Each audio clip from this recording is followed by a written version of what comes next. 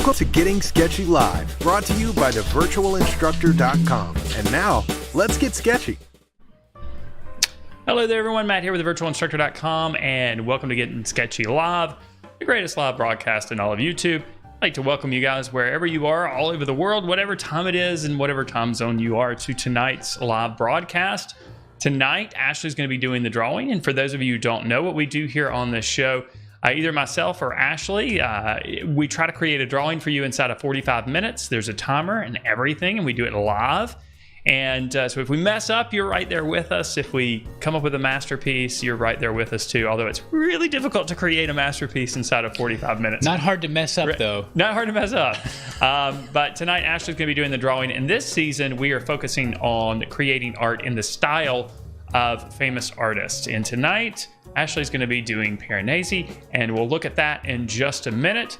But I'd like to remind you, if you haven't already, I'd like to remind you to subscribe to the channel and also click on the notification bell so you're notified when we go live like this and when new videos are uploaded to the channel as well. And if you like this kind of stuff, then I would encourage you to check out the membership program, which includes a variety of drawing and painting courses on a variety of subject matter and media, weekly live lessons, which are all recorded and stored in our vault. So after we're live here for Getting Sketchy, if you especially like this, and you'll really love the live lessons, we'll be live for members right after this, finishing up a more intense, longer piece of art. There's weekly critiques as part of the Members Minute in a year-long curriculum for visual arts teachers. All of that stuff is included in the membership program, and everyone starts out with a week-long trial for free. I've left links in the description below if you want to check out the membership program. And also, if you want to just check out 3 of the course videos and ebooks for free, you can do that as well. There's a link below for that as well. And that will put you on our mailing list so that we can notify you when new videos are uploaded, of course, and you get our newsletter. Plus, check for all those things. So I hope that you'll check those out. Ashley, how are you doing tonight? Doing great, Matt. Thanks for asking. Hope you guys are doing well out there also. I'm super glad to be with you this week. I've been looking forward to this. Looking forward to introducing some of you to Piranesi. Some of you I'm sure have seen Piranesi's artwork before, but he's a little less popular than some of the Renaissance artists, bigger name Renaissance artists, the kinds that have their names attached to the Teenage Mutant Ninja Turtles. So if you haven't heard of Piranesi before, you're in for a treat. Yeah, there's a lot of people commenting right now that they're Googling and looking up who Piranesi is. Who is this guy? And I'll be honest with you, I wasn't real familiar with Piranesi either. The drawings that I came across are pretty interesting, which we'll take a look at a few of them in just a minute. But we are live here, and there is a chat box, of course. And I would tell you that this season we are trying out the super chat here on YouTube. So if you want your chat, your comment or your question to be featured, if you'll use the super chat function, that will help us, of course, show up. But it does cost a little bit of money, but of course that helps us create this broadcast for you. There's lots of equipment in here. So what we do for you, although it may seem free, it's not free, and there's a lot of work that goes into it as well. So we'd appreciate it if you do participate in the super chat. And we'll play our little funny animation if you do that as well. So I will be looking at the chat box, of course, but if the chat box does go pretty quickly here on YouTube, and that super chat function, of course, will help us see those comments and questions, of course. Ashley, you ready to talk about Piranesi? Yeah, let's go ahead and take a look. I'm not sure if I still got those images up. Yeah, there we go. There we are. So Piranesi was a printmaker. He did etchings, and we're looking at etchings right now. But I find him very inspirational. This is part of a prison series, what's on the screen at present. And he worked on these prison series etchings when he was pretty young. When he got older, he actually took a look at his plates, took a look at his prints, and like Matt and I do sometimes on the 11th episode, we kind of critique and look at what we had done before and see things that we would do different. And so Piranesi took a look at his etchings, not engravings, when he was older, and decided to make some changes. Now, making changes to an etching is not easy because it's actually, it's debossed rather into a metal plate. So you can't just erase what you did. You can't use Photoshop and cover it up. So Piranesi actually scraped his metal plates down, and they were probably pretty thin, and was able to re-etch areas. And you can see a lot of hanging and dangling features, these interior bridges that sometimes seem to go to nowhere. A lot of the imagery that we're looking at is from a low angle, and we're kind of looking up at some of the more dynamic elements. That's what inspired me about Piranesi, the fact that he evaluated and reworked his work from when he was a younger man, and then also the different dynamic elements that he had chosen to add in later that improved his composition. So I look at him as an inspirational artist because he was critiquing himself, and he continued to improve. Like other artists, he improved over the course of his life, but he also improved his own artwork, his previously made artwork, over the course of his life. So I always say that, an eraser is your most important drawing tool. Of course, we're going to be drawing tonight, but Piranesi's eraser was a sharp metal blade, and he didn't hesitate to use it on his etching plates. Oh, very well explained. And I was trying to get those images to be a little bit larger for you, but I'm over here on a monitor where I can't read the text on the screen. Anyway, if you want to have some more high definition looking images, I would suggest looking up Piranesi, of course. Ashley, are you ready to switch over? Yeah, I think so. Let's go ahead and do it and take a look at the reference.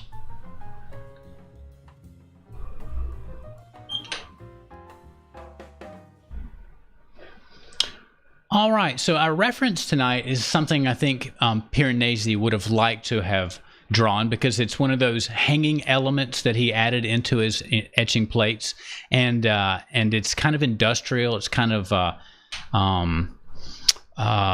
gritty, not different from his prison series. Now, we're not doing a vast empty space like Piranesi would work on. It's more of a detail of something that he would have been interested in. So the way we're working in Piranesi's style is really with our choice of reference. We're looking up at the hanging hook.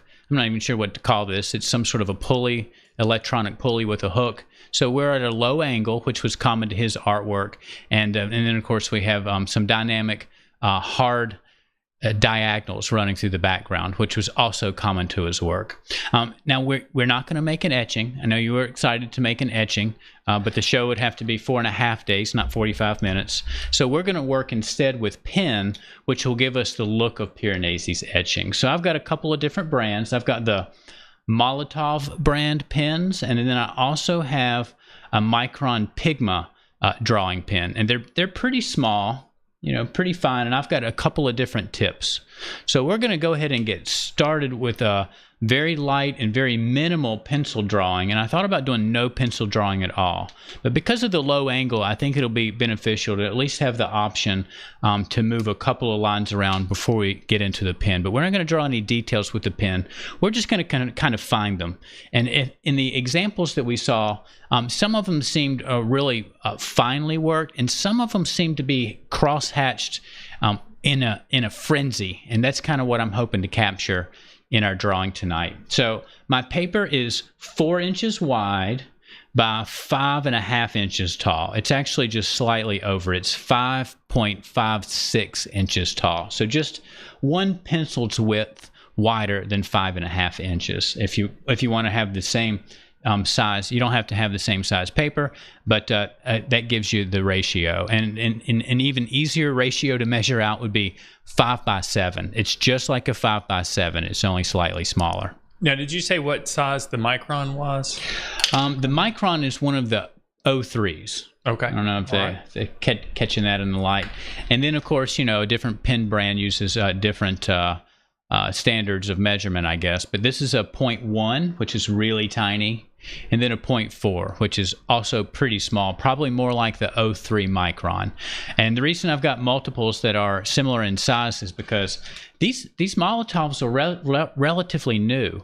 And one of them isn't making a mark. I don't know if they don't blow up. Yeah, right. I'm going to light them on fire and throw them at Matt. That'll be great. Don't want to make a cocktail out of those. Right. Put some stuff an oily rag down in this pen and hurl it across the studio. Yeah, don't do that. So There's hopefully the Molotovs will hold out. I've been really pleased with them so far, and I haven't used them in several months. So it may be that the pen that wasn't making a mark just needs to be used a little bit to get that ink to flow. But I am going to start out, I'm going to try to start out with a 3H pencil just to kind of capture the element in the middle, our focal point. And if it doesn't show up on the screen on the feed, I'll go ahead and switch to a general's layout pencil. But I'm trying to make very faint, very light marks that we can get rid of pretty easily with a kneaded eraser. All right, I think that's it for the materials. A couple pens, a couple pencils, and an eraser. Pretty basic supplies tonight. And of course, you can use any brand pen you want. You can use a ballpoint pen if you want. It doesn't have to be like mine, but working with a pen will give us the feeling of an etching. Okay. All right, I think we're... Are you ready? Yeah, if there's no immediate questions, I guess we're ready to begin. Bring the timer up and let's do it. Timer starts now. All right. So the main element in the center is the pulley with a hook. So I'm going to start with that. It's mostly in the center, but a little bit off center. And I thought that it might be beneficial for us just to think about the two circular elements as a solid single cylinder and then separate them in the middle. That way we could guarantee that the parts line up with one another. So that's kind of what I'm sketching out right now. It's just a single, looks like that. I hope that's showing up for you folks at home. Yeah, we can see it. Looks like it's okay. It's faint like you want it to be, but we can still see it. It's still visible. So we do have an ellipse here on the end, or the I guess it's the right side, and the ellipse is above us, so it's a little bit of it's an ellipse that's been distorted a little bit, and you might be able to see that shift across the top, the way the top of the ellipse is just a little bit at an angle. So we'll get this sketched in and then judge it, and if it seems like it's in about the right place and about the right size, just needs to be close, then we'll move on to the hook below. And, you know, the ellipse here at the back end of the cylinder that we're starting with, we just want to make sure we don't have sharp corners on that thing. Jan says, ellipses are the bane of my drawing existence. Bane is my middle name. Yeah, I know. I thought he knew that. Yeah, very funny. Very Jan, funny. there's a tutorial I made on how to draw ellipses. I do think it's one of the free lessons that we have on the site, the Virtual Instructor. I'm not sure if I put it on YouTube or not, but you might can check that out. It makes it a little bit easier to draw ellipses, and it's just using a few points and a couple of straight lines, actually. And it does make it a lot easier to draw ellipses. It looks like this hook, where it sort of meets the center of these two, what will be sort of two circular elements, is almost straight down from this edge, almost straight down. So just slightly off center from that. So I'm going to go ahead and just find where that's going to be. I'm not exactly sure where it needs to start, but I'm going to go ahead and put that in. And then we'll go ahead and separate this cylinder into two discs. And we want to go relatively quickly with the pencil step, because we've got a lot of lines to make, or at least as many lines as we can squeeze in to 45 minutes. I plan on working more centrally and then kind of out in the event that you know, the lines are pretty small, that we start to run short on time. We want the most developed area to be here in the middle. Jan says, Matt, I did watch that video. It was excellent and helpful, but still difficult. Yeah, it is. Ellipses are they are definitely difficult. Yeah. I actually have my Drawing 2 students right now doing an exercise with symmetry and ellipses. You know, two things that can make the difference between a good drawing and a great drawing, our symmetry and how we handle those ellipses. Challenging stuff. All right, so I'll go ahead and take the top of this rearward disc and extend that down so it disappears behind the first. Looks pretty okay. So this is what we did, is we simplified. We started with one cylinder and then made two out of it. Drawing one of these completely and then trying to get the other to line up and them to feel like they're in line with each other is too challenging, at least for me. All right, now we do have this weird sort of squarish, squared off, I guess, element here that's sort of between those two discs. And that's what our hook is going to kind of come out of. So looks like I've drawn that a little bit too high. So I'm going to have to bring that down some. No problem. So I'm going to borrow Matt's little Tombow over here. Keith says, wondering if that strong left to right diagonal would have been helpful in positioning the cylinder. And I see what you're talking about. And this thing that here? Definitely would have been helpful. And I'm sure Ashley can still use the pulley itself to position the other diagonals.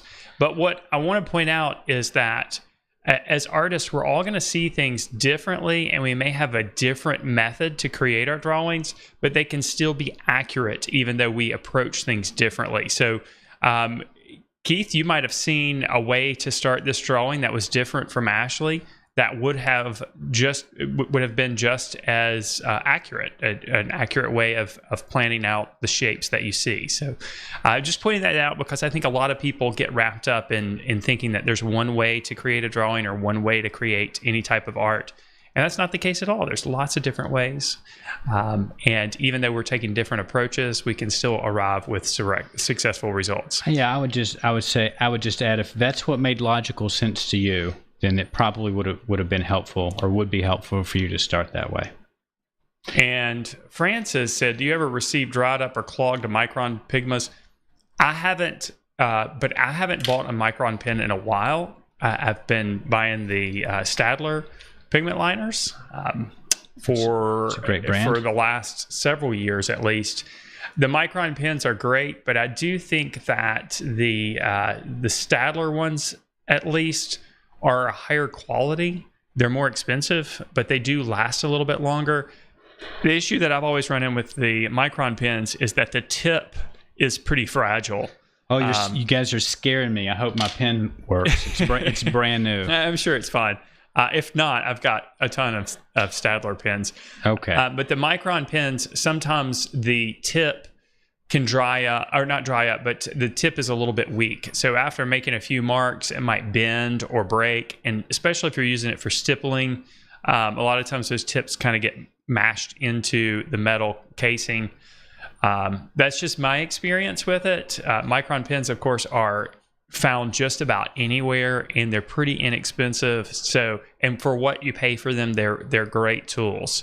But for those who want a little bit more, maybe, but still prefer the feel of micron pens, then you might look into the Staedtlers and these Molotov pens. Yeah, I guess this is a new test here. Yeah, I've been happy with them in the past. I've used them on the show. It's just been a little while, so maybe they need to be freshened up. Okay, putting in our cables now. And they're a little bit irregular, a little crooked, and I like that. So, don't use a ruler for that, or you'll lose that irregularity. Think about the little slots they come out of. They are in line with each other, so we don't want to lose that relationship either. And just kind of disappears up here into a point, that little opening. I might have this one a little bit too far to the left, so let's move that thing over. Probably the inner line of the cable that I drew would have been better as the outer line, so we'll just move it over one cable's width. There we go. Opens up that space a little bit more. And there's one more cable that's a little harder to recognize back here because it's so close to some of those other architectural elements. Okay, I think we're good. We do have a little indention. Well, So you don't forget to put the sinker on there because you've got a hook and many lines. I'm the sinker. All you're missing is the sinker. I could put a big fish on there. Yeah. Just the mouth of a big bass. All right, there we go. That's enough for this thing, and we're not worried about. There's like a little element right here that closes and holds onto the hook, whatever has been hooked. I'm going to leave that off. I like the hook more open, so I'm just going to leave it open. So that's a little change. I think it looks cooler if it was open. All right, and so we do have those diagonals in the background, and since my paper is similar, or it's actually the same, should be the same in terms of proportion, I can kind of use the edges of the paper and where these architectural features disappear off of the page in relation to the corners to help me find those, to help me lay those out. And we've got a little freedom in here. This isn't really the focal point areas. So you're planning on including all of the information. Well, I'm gonna at least line all of it, but I'm Gotcha. not. I may not get as finished of a drawing up in this corner as we do down here, that kind of a thing. So it may kind of be more finished in the hook and less as we move away from it, which is one way we can create emphasis in a drawing. That's true. At least that's going to be my excuse. We're just creating emphasis here. Let's see. I see a lot of talk about weather, and for those of you who don't know, the outer bands of the hurricane have not completely reached us, but they should reach us within the hour. So I'm kind of keeping an eye on the streaming connection. Well, hopefully we get our 45 minutes out. And of course, we're hoping that this hurricane is minimal in the damage that it brings. It's not directly hitting where I am, but it is directly hitting where we go to the beach. So hoping that all those who are in the path of this hurricane are safe and protected. And of course, we hope that there's not a lot of property damage with the storm. But just keeping you guys updated that, as I look outside, it's still daylight here. It's pretty gray outside, but the outer bands of the hurricane are just overhead. Yeah. So just thought I'd throw that in there because everyone's talking about weather. Yeah. Fingers crossed. We are in a weather phenomenon. But we're used to hurricanes around here. It's hurricane season.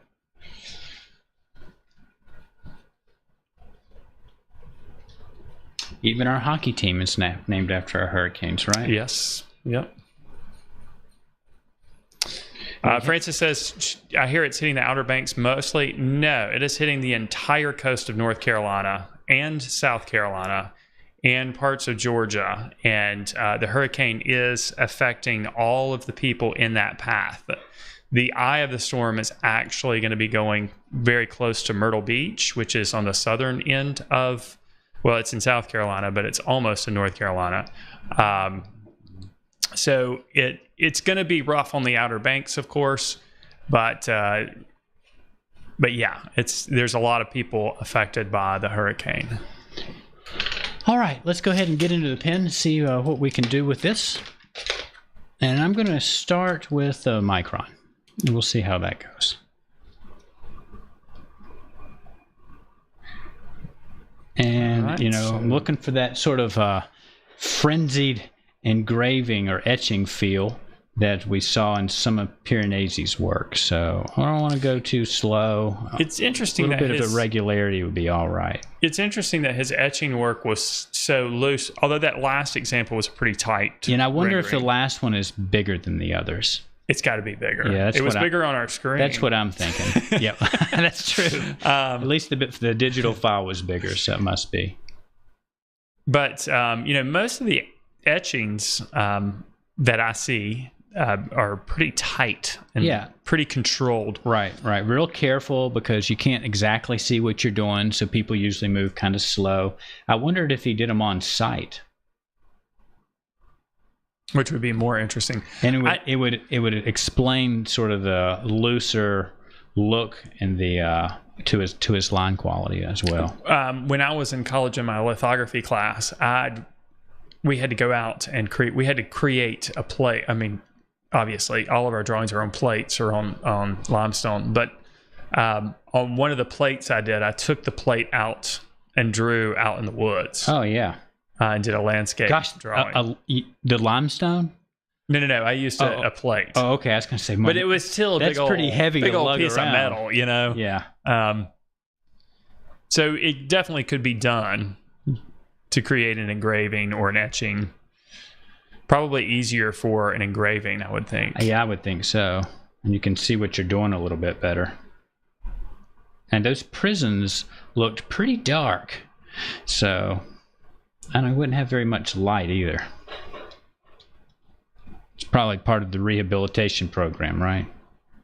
I have no clue. Walk upside down.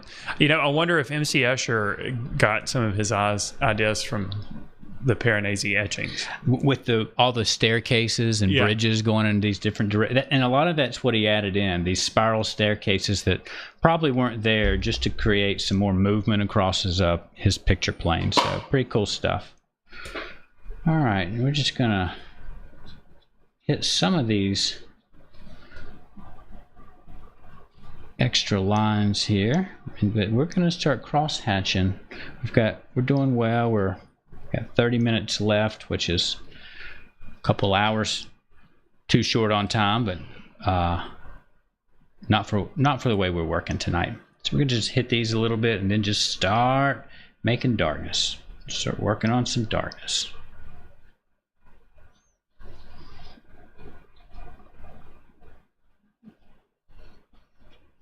Okay, and there's some other diagonals running through here.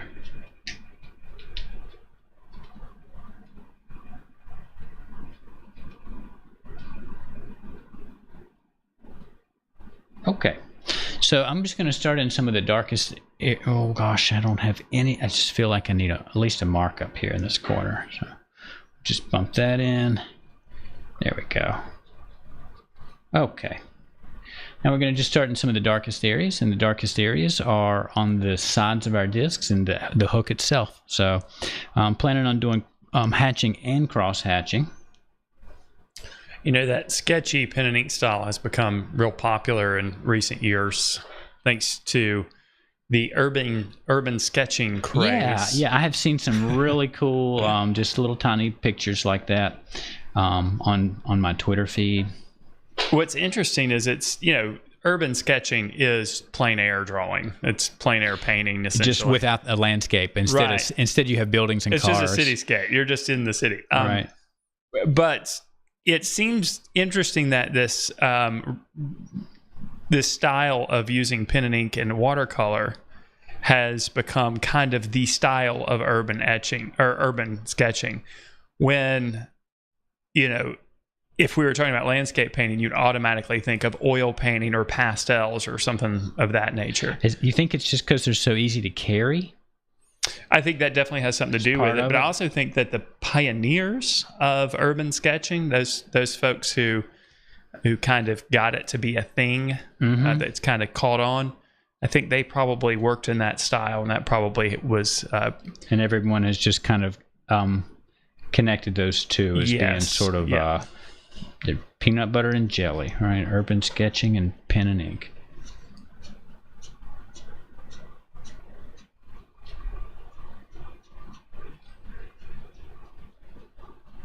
Lots of lines. And I do a lot of line drawing like this on my iPad using Procreate. Boy, do I miss that undo button right now.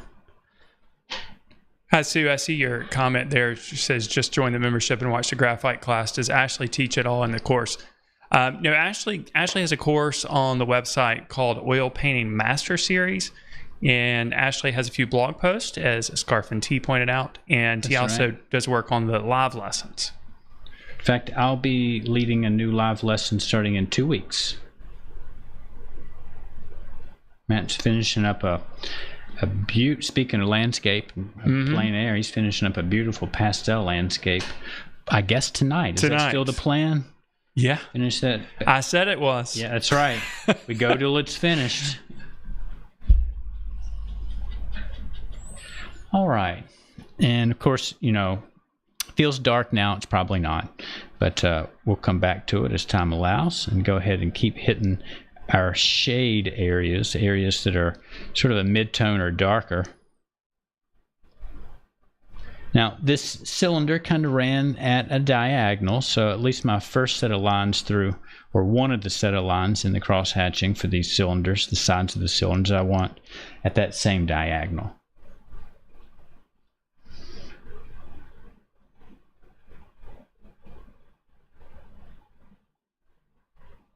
And I'm trying to work with a pretty light touch.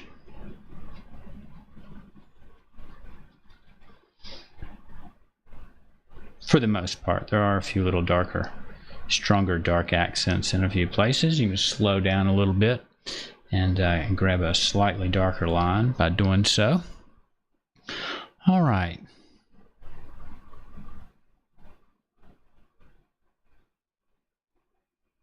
Do a little scribbling in there. Here, Todd, it looks like you have a question regarding logging in at the virtual instructor. You have to have a membership, an active subscription to log in, and then you need to make sure you're putting in your correct username and password. That's the only reason the system won't let you in. So if you forgot your username or password, you can reset it on the login screen. So hopefully that helps.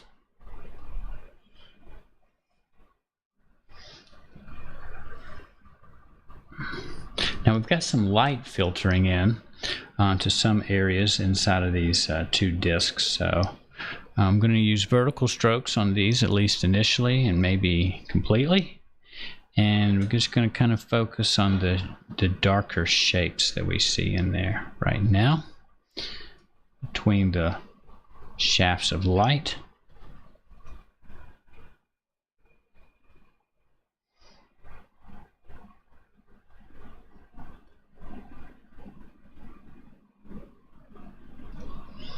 All right.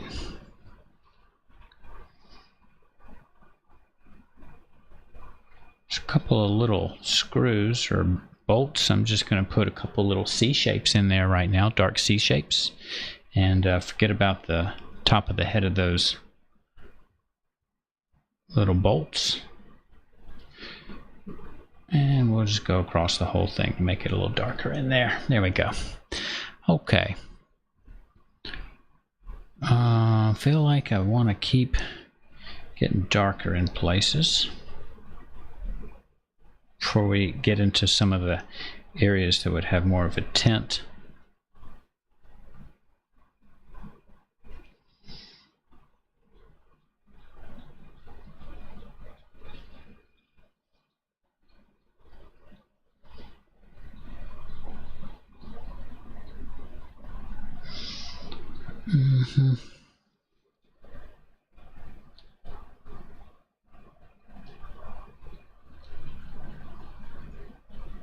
In order for the little highlight on our hook to show up, we do need to make sure we at least address the background behind that part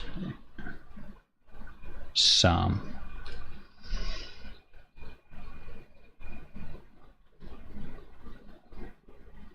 There we go. And same thing here, because we've got a highlight on the hook here that we want to stand out. So do a little hatching up against it.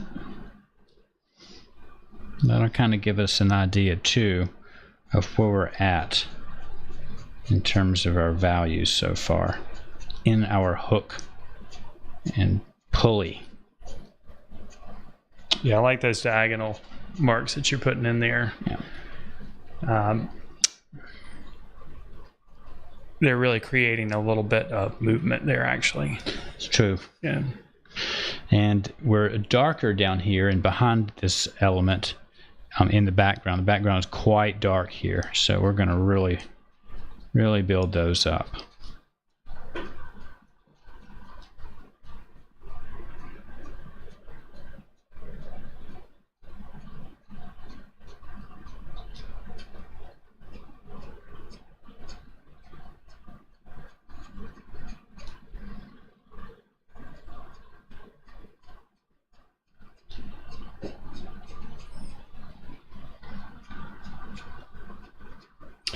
Hi, again, just to follow up there, Air Todd, you say that you reset and you're still a member, so won't let me in. Make sure that that the login is case sensitive. So you have to put, if your username is Air Todd with a capital A and a capital T, those letters have to be capitalized.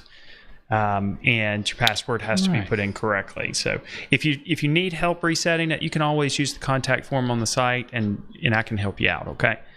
Let's see here. some people are wondering if you're going to erase pencil lines, although I think the pencil lines are kind of lost a little bit. Yeah, they're starting to disappear anyway, but we can, once this, I mean, this is permanent ink, so we can just kind of lightly use the kneaded eraser over the whole thing near the end of our process, and whatever's left visible should kind of disappear. That's the plan. Not too worried about them right now. Then there's a comment about what would you do to lighten a part of the drawing. Well, darken everything else. That's the thing with pen and ink. You have to be a little bit careful that you don't go too dark too quickly, because it's not very forgiving if you do go too dark. So when I do a pen and ink drawing, I like to start with kind of lighter marks or making the value a little bit lighter than I know it needs to be, and then go darker once I have some other areas to compare against. Because when you make marks on a white sheet of paper and you don't really have anything to compare against, it's easy to make things too dark or too light, actually. But once you get some information down on the surface regarding the values and the value relationships, you can make better informed decisions. So I would just be cautious when you're working through a drawing. There are ways to fix mistakes in a pen and ink drawing, but none of them are ideal. They involve basically using correction or devices. Actually laying a piece of paper right, over putting it. pieces of paper over the top of sections, cutting out sections. It's old school, or cut and paste. Using gouache or acrylic paint. But when you do that kind of stuff, you change the tonality of the image, because you'll have an area where the white doesn't match the white of the paper and it looks odd. So it's really better to just work with an area that's too dark and try to make it work for the composition than to try to reverse a mistake with pen and ink drawing. So I'm trying to barely graze the paper and make very fast strokes for this area in here, where I don't want it white, of course, but it is being hit by the light. It's relatively light, so I mean, it's just very, very quick strokes so that the ink almost doesn't have time to deposit onto the paper. Very light and barely touching the surface. All right, there we go. And I'm going to put some scratchy marks in there. And I think I want to go ahead and indicate a little bit of this indentation. So you just got to be careful there. Less is more. There we go. Same thing up here. It's just a little bit of a arch pattern. Doesn't need to be a solid line or anything like that to indicate that there's some sort of extra special detail happening on that side. All right. 17 minutes. We're doing okay. I've been trying to feel frantic, and it's working.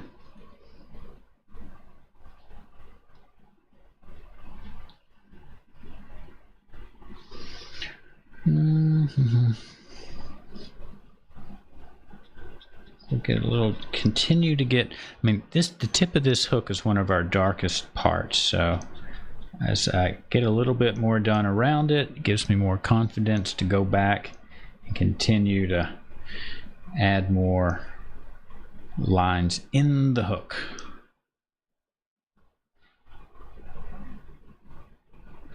And I really haven't been paying too much attention to where there's chips of paint and things like that, but maybe I should. It is a lot of the character of this drawing. The irregularity because of the chipped paint. It's what makes it look so old. Got a little bit of a cast shadow across the top of the hook. That helps. That little guy right there, I think that helped set that hook back in space, in its place. We don't really have to understand the things that we're drawing to draw them, so if you just see a little dark patch, just stick it in there. All right, now let's see. I'm gonna keep going, I think, with some of the lines in this gentle diagonal for just a little longer.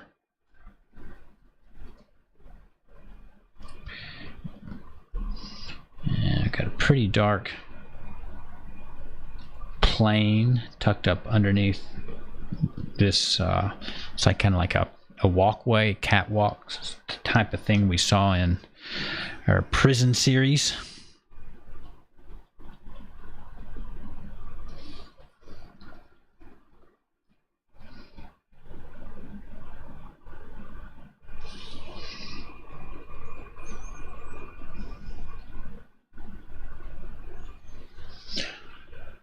Okay. I feel like it can get darker in here. It's interesting that on all of those different beams or whatever they are back there, the values are similar, but you've made some contrast between each one of them by changing your directional strokes, which there's more than one way. There's more than one way other than changing the value to create contrast. So you're creating contrast with changing the directional strokes. That's one thing we it's one of our weapons, I guess, when we were using a line. The direction matters. I mean, I guess it does in painting too, but so there's so much harmony just because the lines are very similar that we have to look for other ways to create separation and contrast. All right. Now I will go ahead, and these cables are pretty dark on their left side. So I'm going to put a shadow on them, but the shadow needs to be sort of irregular in the middle, since they are cables. They're not like strings, so they're made of, twisted metal that catches little, I guess, like little divots of shadows for the. In fact, we can just add some in there. We can make it more irregular. There we go. But they're pretty dark. Maybe this one a little less so. Looks like Jan was able to find a hook emoji. Yeah, it's got the same character to it. That's great. I think Jan's making emojis. Maybe. He waits to see what we're drawing, and then he goes into a program and builds an emoji really quickly, uploads it, and puts it on there, because they're right on time.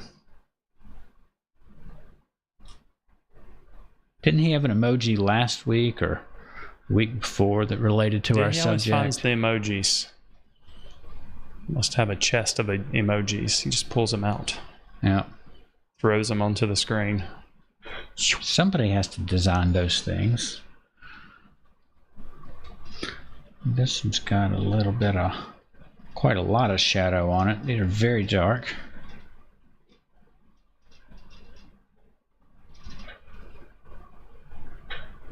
Let's see if I can find. All right. The emoji. Oh, I found a bunch of emojis here. Food. Let's see if we can. I guess. Well, I don't have a keyboard over here, but there's just more emojis than I realized. There's a ton of emojis over here.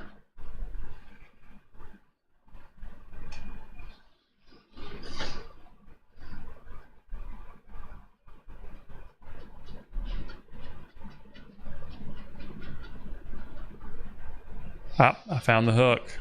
Ah. Well, there you go. He's not making them himself after all.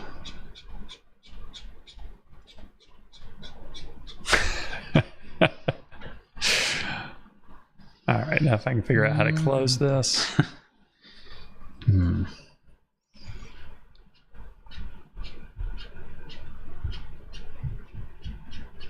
Let's see how we're doing on time. 12 minutes. All right. Yeah, you're doing great. I do want to get some darkness up here, at least a little bit above our pulley and hook, so that the highlights on the cable stands out some. So, and I think we'll spend a little time going vertical.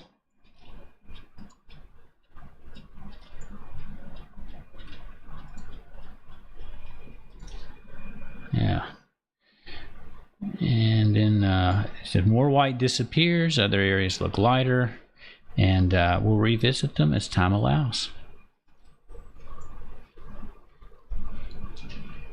So I haven't switched pins. Yeah, I was just getting ready to say that you haven't used I kind of thought I would. I was going to use the smaller pins, the Molotov size, but I've been able to get a lot of line quality out of this one. You know, I've got some pretty thick lines in here, and then these really, really faint lines that are almost like speckly light dotted lines just from adjusting our speed. So I really haven't found it as necessary. And if I don't switch pins, then I don't have to worry about the blacks not matching. But I'll bet they do match. I bet they're pretty cold or pretty neutral blacks. So.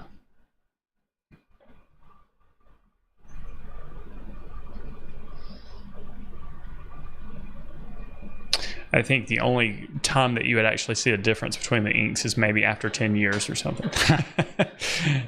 Because they probably degrade at different rates. That's true. We can find out. Then we can know which is best. So meet us back here in 10 years on a Wednesday. Now everybody's found the hook. They're like, if Matt can find it, well, I'm sure we can find it. Yeah, he gave everybody confidence to look around in the emojis. So, all right, it gets really dark down here, but I'm going to go back up into the hook a little bit. Just throw another layer across here. Make sure we don't lose that portion of our hook. And yeah, I almost feel like since the hook and the background are kind of the same value, I feel like it wouldn't be a bad idea to do something to make one of them darker than the other. Well, and that would probably be the hook, is to have a wider range of value up here and keep it lighter in the back. Right. So I feel like that's the direction to go. Yeah, that's what I'm thinking. That's what I'm thinking too. Almost like atmospheric perspective squeezed into a little space, like the background is fading out on us a little bit.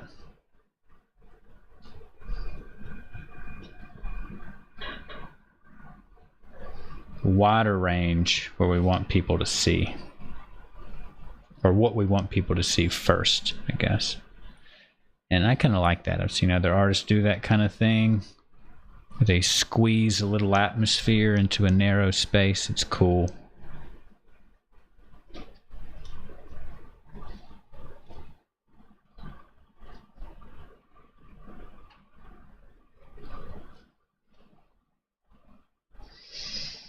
All right, I do want to get a little dark down here though. I've got these lines, kind of leading lines up from the bottom, so I'll work a little bit down there. I'm not going to do that mesh up there. Well, gosh, I could put lots of little squiggles in. Probably not a good idea.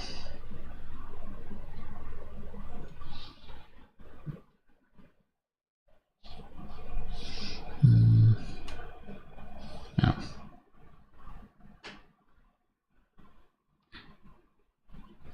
Of course, all the contours are not drawn in here in the background, so it should be a little bit looser the way things come together, or don't come together anyway. So that'll probably work for us.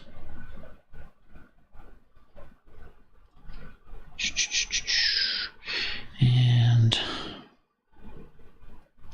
okay, so this is the vertical plane, and so this would be a horizontal plane. So we'll go back to our nearly diagonal marks for this part.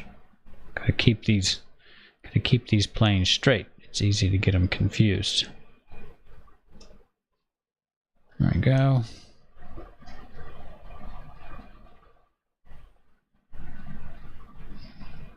Let me just fade that out a little bit in the corners, so we don't want people looking at the corners too much in our somewhat vignetted artwork.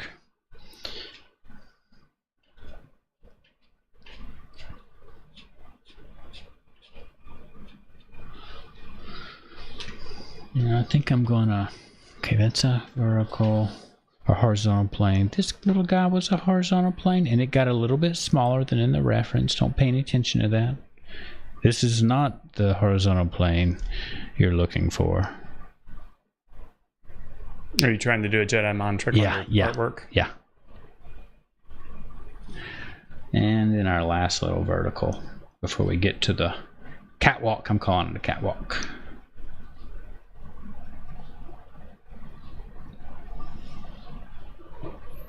On the catwalk. I do my little turn on the catwalk. Is that a real song? Yes. Right, said Fred. What? I'm too sexy for my shirt. Oh. Don't you remember that? I do remember that part. I'm too sexy for my shirt. You don't remember that? I do now. And then the whole video was like him talking about how he was too sexy for this or that. Yep, I remember now. Too sexy for my car. I forgot that was a thing. Yeah. But you probably, it's probably part of your playlist. So. On the catwalk, yeah. And I do my little turn on the catwalk. I don't know how you could forget that. It's definitely not on my current playlist. It's the kind of thing that my brain protects me from. No, those are fun things you need to remember because they're funny and fun. I guess so. I'm surprised. Yeah. Right said Fred. I'm surprised at how much I forget, and it's a little frightening. People will remind me of things that are good memories, and I won't have any recollection. You've pushed out all the good memories. All you want to do is remember depressing things. That's awful. What is wrong with my brain's supposed to protect me from that, and it's really doing the opposite. It's the good stuff that goes. All right. So just under 5 minutes here, and I'm just going to do some scribbling down here.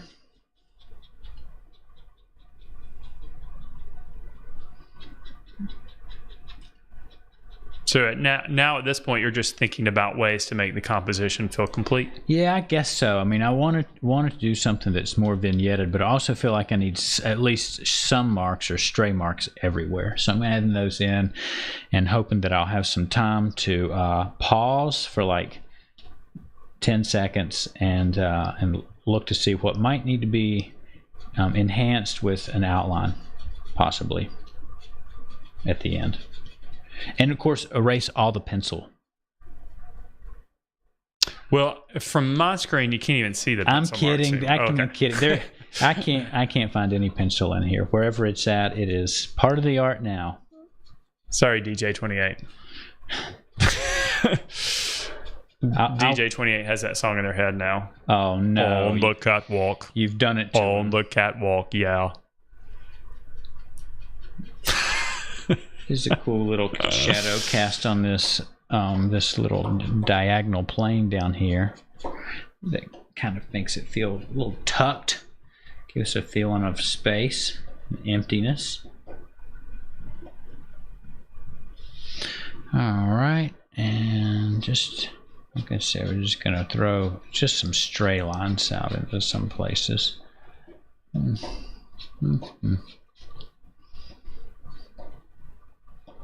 3 minutes.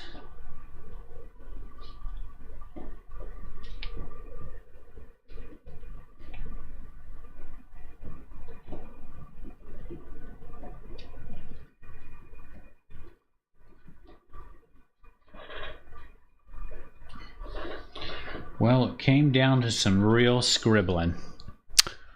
Steve said that he just went 10 hours without power. So glad to catch this. Oh, wow. Yeah, it sounds like you were in the path of the hurricane. That is now. First thing I would do if I had just got power back is definitely come watch Gettin Sketchy. You've done the right thing. Right.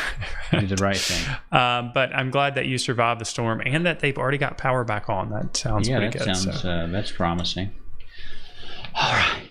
Especially in Florida. Okay, so marks almost everywhere. And now, almost everywhere. Yeah, I think it definitely needed all that visual information on the right side to complete it. Yeah.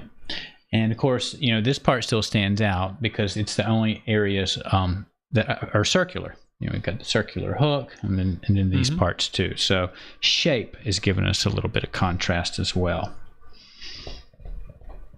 I'm looking back and forth between the feed and my actual drawing and the feed, because sometimes there's a little difference there, Yeah, the way it picks up, and I want to see what it's looking like at home for everybody, and not necessarily what it's looking like for us in the studio, which can be a little bit of a different experience sometimes. Just a little more variety in the front of this pulley.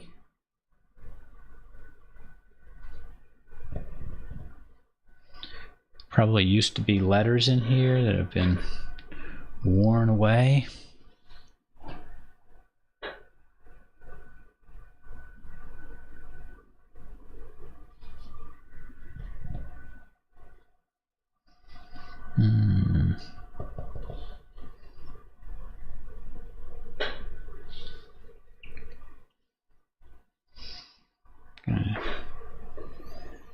hit the hook again.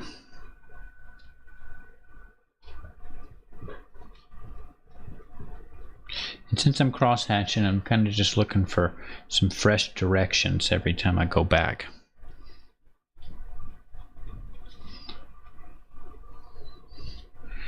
It feels extra dark right through here.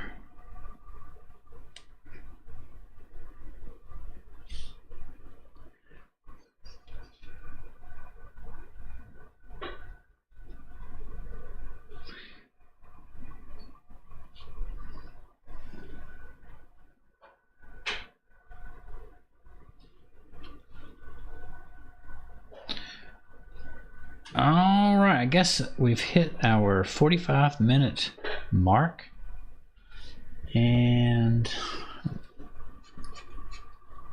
I feel pretty good about where it's at right now. I'm just going to get a little bit darker in this little triangle.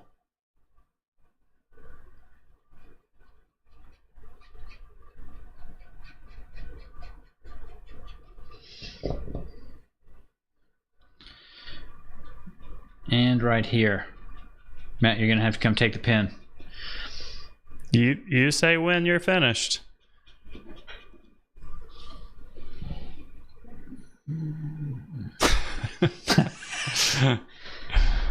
Well, I will tell you that lots of people are sending compliments. Oh, great. Just Glad real to quick, hear yeah, that. this line drawing is amazing. Beautiful job.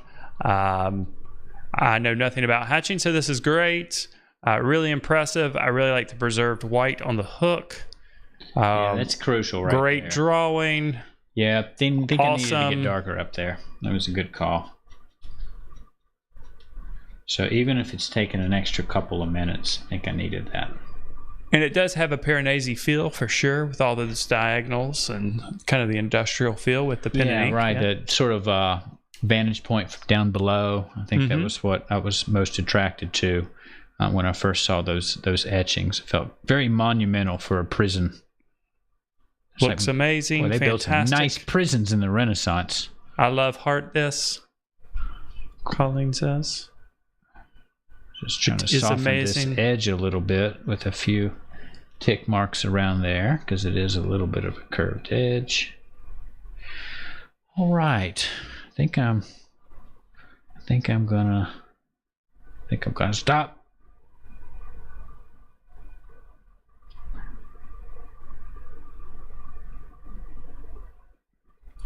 All right, All right. I guess. Done and done, almost, maybe.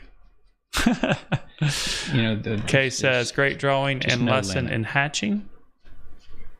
Well, I hope you guys enjoyed watching the hatching or cross hatching, and pen is thought of as a pretty precise medium, but you can use it for sketching too. You can use it in your sketchbooks, looks like you would a pencil, even if it's got a pretty small tip on it. Okay, And he's finally done. I've dropped it. All right, there we are. All right. There we are. Very There's good. our Piranesi inspired architectural element for the night, I guess. Awesome. And very What to good call job. it. Thanks, For Matt. sure. I appreciate it. It was a lot of fun. All right. All with a micron. Well, I definitely enjoyed that. I hope you did too. And we do have a little bit of housekeeping here. Next week, Ashley won't be here, so we're gonna take a break next week in the middle of the season. So we'll continue the week after that, and I'll be doing the drawing when we do. And I haven't decided if I'm gonna do. Well, I'm going to go ahead and decide right now. I've been sitting here thinking about which one I'm going to do next. I have 3 more artists to do, and I'm wavering back and forth between 2 of them for next week. Which one is it going to be? All right, I'm going to do it. I'm going to do Janet Fish next. All I'm going to go ahead and right. make that determination. And the other artist that I was debating is pretty extremely different from Janet Fish. So Janet Fish, for those of you who don't know, did a lot of paintings and pastel work of glass and transparent objects and reflective objects. So we'll have that challenge 2 weeks from tonight. I'm not really sure what medium I'm going to use. It might be a combination of mediums like markers and colored pencils, and maybe a little bit of pan pastel too. We'll see. Just so I can finish the drawing, Janet Fish's artwork is highly realistic. So I'm going to have 45 minutes to create a kind of a hyper realistic drawing. So that's going to be a challenge. But we will pick that up 2 weeks from tonight. And Ashley's actually going to be away for your job, your teaching job. Yeah, that's right. So he'll be actually. Well, I'm sorry. I'm wiping sorry. his brow off. Yeah, I tell you what, that drawing really made me sweat. And you have sat down, so you look like there he's grown. There He's grown. I apologize. Sometimes I stand up to talk and sit down to draw. So I didn't get my legs cut off at the knees. It just felt like I got my legs cut off the knees. Now I'll be taking our students to camp. So at my new school, we go to camp for 3 days. So I'm really looking forward to that. Well, I think that's a cool little thing that your school's doing, a way for teachers and students to bond. The students are going to? Yeah, all the students are going. Yeah. So we go together, and it's a way for us to It's a way for us to realize that we're all real people. We're not just in the classroom for 50 minutes with one task, and that is to learn a subject, but that we'll have a chance to talk and get to know each other in other ways too. So it should be a lot of fun. And I'm new at the school, so it'll be a great way for. Actually, it'll be probably too good of a way for me to get to know my new coworkers. So we're going to be sleeping together in the same bunks. Whoa, now. I know. I mean, not in the exact same bunks, but in the same cabins. Same cabin, separate bunk. And so we're going to know each other pretty well after these next few days. And I'm looking forward to that. Now, this is not the same camp that we used to go to. No, it's not.